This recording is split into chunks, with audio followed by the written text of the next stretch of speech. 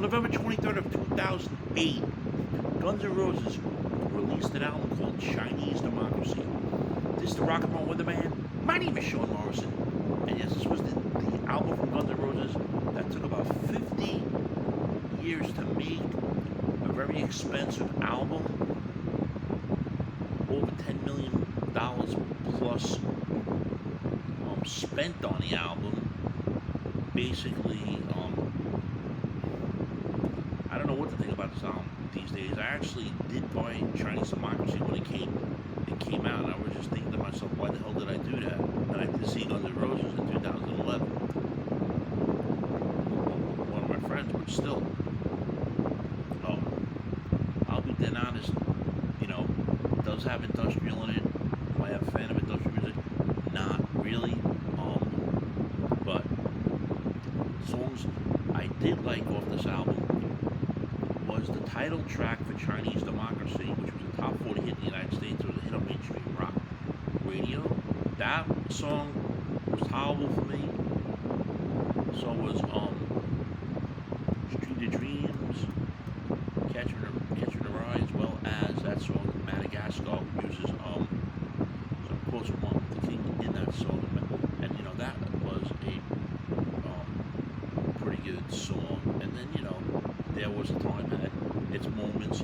Shackles Revenge, it starts off industrial, it goes rock, but still, you know, you're not an industrial guy, you're not gonna like the album at all. It just that it took so damn long to come out because Axl was just taking 55 freaking years to do shit.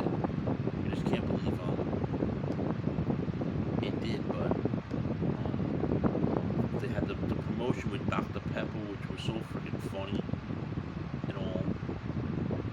So, you know, it came out. It finally came out, and I cannot believe, you know, how decent it technically did on Billboard charts and everything, and you know, all over the country it was like, you know, Argentina was like #1, Canada #1, United States. I'm just checking the charts as we're talking. It was #3. The hard rock album was #1. I guess the chart came out. And top rock albums was #1 as well. And it basically got certified in a lot of countries. United States, it got certified for 1 million copies. And yes, you know, not 1 million people bought Chinese Democracy. Shockingly enough. You know, had a lot of musicians on this album as well.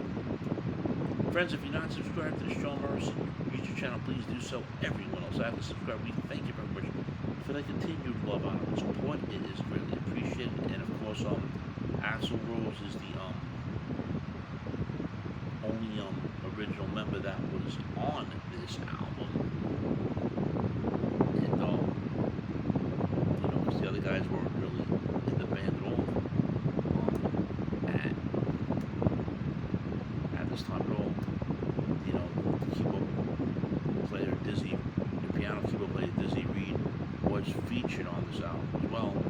Not an original member at all, but you know, that's the way it went. But you know, listening to this album today, you know, I cannot believe that I actually bought it. I mean, you know, Best Buy purchased 1.3 million copies from UMG for $14 million for whatever reason they did. And you know, it did go platinum. It was well below expectations.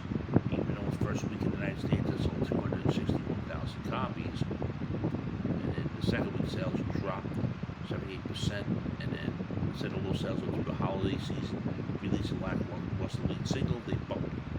But